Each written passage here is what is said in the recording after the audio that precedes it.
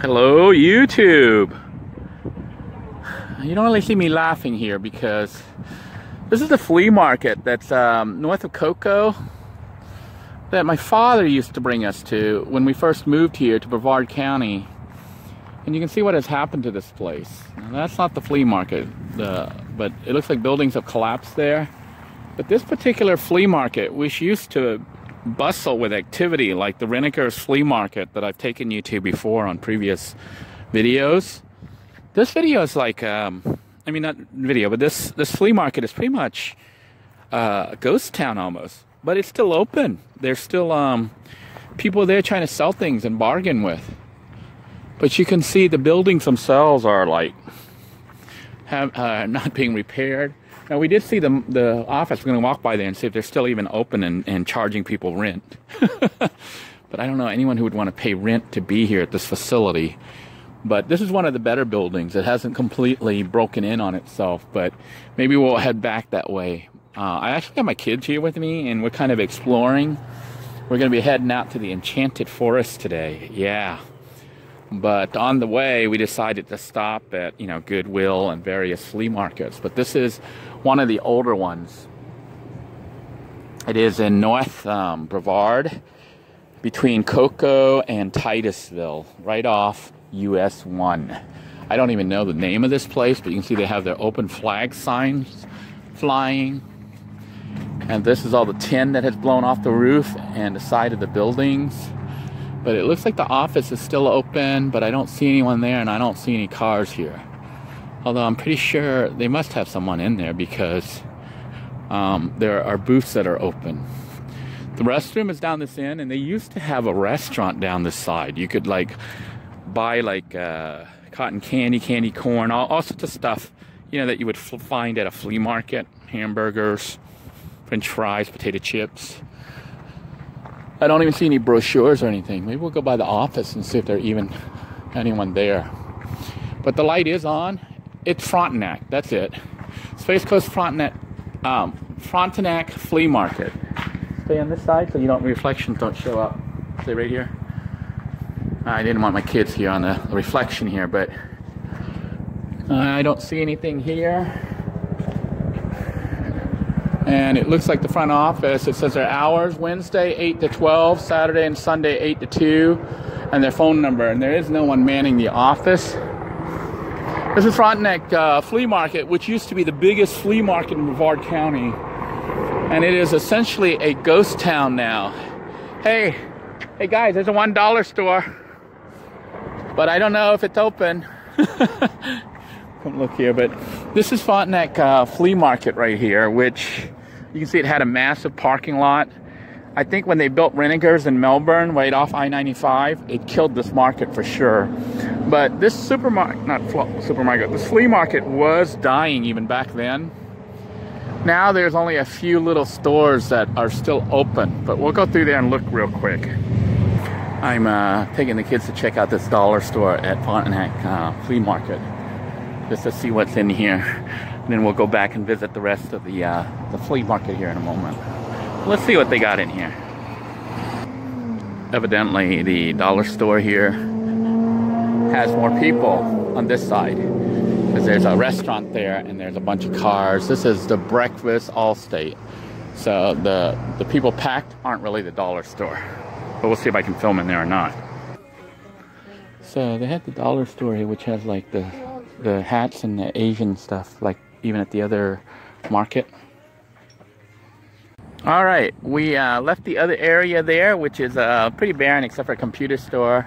I think the prices they wanted for this stuff was a little too high. They wanted like $80 to $150 for stuff that's 20 years old, which is totally useless. I would have paid maybe $15, $25 at the most for those things. He's like, you can bargain. Well, if you wanted $80 to $150 for it, I don't think you're going to go down to $25 or $20. And really, I was talking to my son, and he's looking at selling me his game system for $20, $25 or $10, which will be worth it because I'm trying to take the old game consoles and actually modify it to run DOSBox, and then on the DOSBox run a bunch of emulators. So you can play like old school video games from the 1980s, 90s, and 2000s. You know, they like maybe run MAME, which is a multiple arcade machine emulator. You can play all these video games that normally cost $0.25 to play, like real arcade games. Maybe Commodore 64, maybe VIC-20, maybe Amiga, maybe Super Nintendo, PlayStation 3, PlayStation 2, Nintendo 64, maybe. It depends on how fast the base system is and whether or not it can handle the emulation. Because what essentially is going to happen is the system's going to be emulating DOS, which is already an emulation, and then you're going to emulate a video game system underneath. So if that works, that would be cool to have an ancient system inside the car so that the kids can actually play video games if they wanted to, or if I wanted to, like on a rainy day. You can see that most of the stores at this point look like this. Yeah.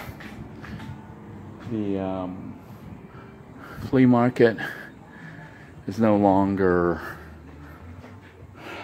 what it used to be. But I was told by the computer guy, the guy in the computer store, that this area actually picks up, like on Wednesday, he says it's packed on this side. So I guess all these closed booths and stuff open up. But still, it's a lot smaller than it used to be. When my dad brought me here, when we first moved to Florida, I was about 19 years old. And he used to bring us out here on the weekends, because those of you who are Asians will understand or remember or know, this is kind of how like shopping is in Asia. It's almost like going to a flea market. The prices that are listed are never really the price. It's a bargaining point. So if something's listed at $20, you might go up to them and say, look, $12.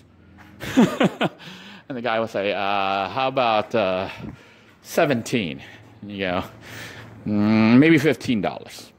And you might both agree on that. Because if you don't agree on 15, the other guy's going to walk. The buyer who offered to buy it will probably walk. But that's how Asians kind of do business. So it was kind of a hard thing for my mom to learn coming to America, that the sticker price that they put on items, there's no bargaining. But reality is there is bargaining if you can find the manager. I don't know if I told you about that in the past, but you kind of have to buy things in bulk in America. I don't think people realize you can actually bargain in any store. Yeah. You just got to find someone who has the authority to adjust the price on the fly or give you a discount or work something out. Like back in the day when my friend and I were trying to develop a battery pack for digital cameras, because back then batteries ran out really fast when digital photography first came into being. People were using regular alkaline batteries and they would drain them in 10 minutes, 10, 15 minutes. So my friend and I built this huge power pack, but we needed a case to hold it, so we got one of those, what do they call those things that go around your waist? Fanny packs? Yeah. So we got the fanny pack to hold the battery pack that we were building, which we were selling for, I think, $60 or $70 each. It cost us, because we were hand doing everything and we were not buying things, a million units. We were buying them like 10 or 20 at a time to hand make them. It cost us about $25, $20 in parts to make all the battery packs, including the fanny pack. And we were selling it for $70. So we were making about $50 profit. We charged them $50, $60. I think it was like $69 or $79 to sell each unit. And then we charged him like $15 shipping and handling. So, the people buying it absorbed the shipping and handling fee. You can see the roof here is actually collapsing. Now, our first go through, I let my kids and I walk through that, which probably was not the smartest idea. So we're not going to walk through it this time, because I think the building itself is collapsing. I think the next major hurricane, this is going to collapse. But back to the idea of bargaining with Walmart. I needed the fanny packs, and I was looking for a supplier.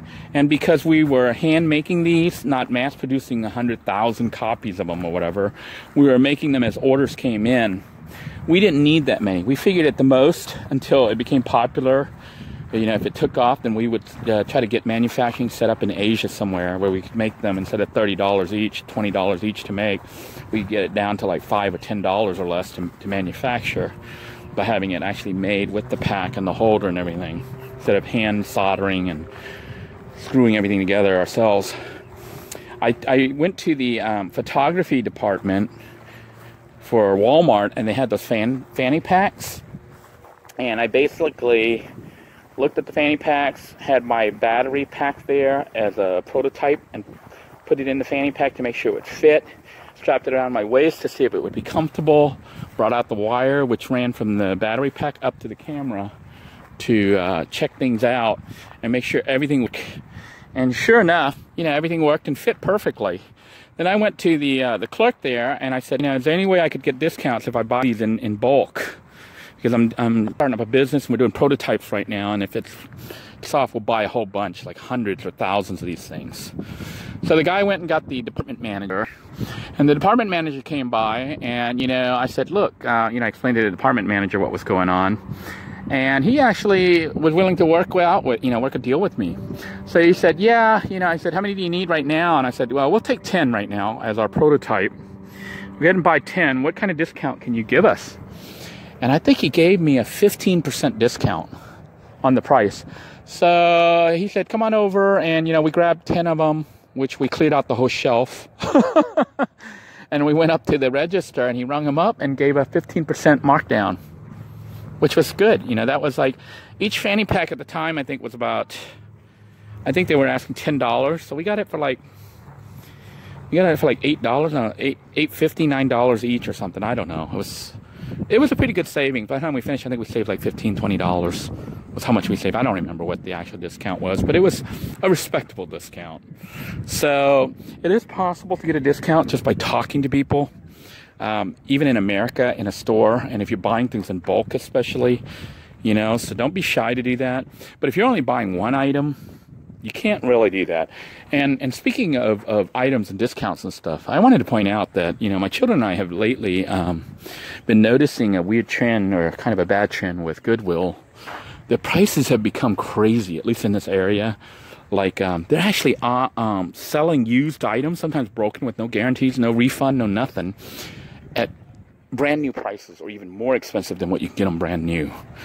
Which is kind of crazy, which is kind of souring me a little bit with Goodwill. And they don't even bargain the prices. So, you know, we're looking for a new source for just finding things. And my kids and I enjoy stuff like this, where we go to the flea market and they can actually bargain. My son just bargained down. Do you have your little figure there? I don't have it on me, but it was a Joker license thingy. And yeah. He wanted $1 for it. He told me he couldn't do it. I offered him 25. He told me he couldn't do it.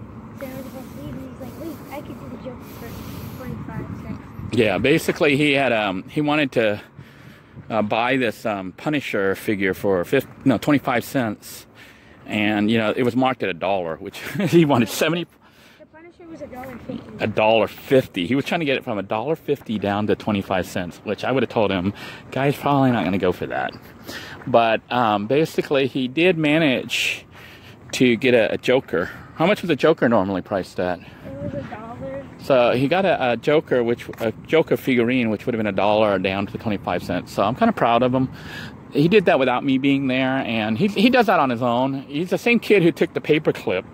We did a paperclip challenge that we went to the mall, and he started off with nothing, I think. Or maybe he started with a paperclip. I think I gave him a paperclip to start with, and he ended up with a cell phone by the end of the day, which was about an hour and a half into the trades. The thing is, it wasn't a real working one. It was just like it was a model, a demo model. But still, to start off with nothing, get except a paperclip and.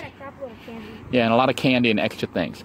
Anyhow, I'm rambling on, and we're going to explore some more. So what I'm going to do is end this right now. I did notice there's some vans, and there's somebody's van. See, over there with the camper. I was going to go look at that and see if that was for sale or something. But on the other side, there's a bunch of step vans and stuff. And then across the street, there's more stuff. So we're going to go over there and look around. And if there's anything interesting, I'll bring out the camera. If not, I hope you guys are enjoying whatever you're doing and wherever you're staying. Remember, life is what you make it, and if you have some free time, take time to explore and have fun, just checking things out. Until next time, everyone, take care. God bless you all. Please stay safe. Bye-bye now.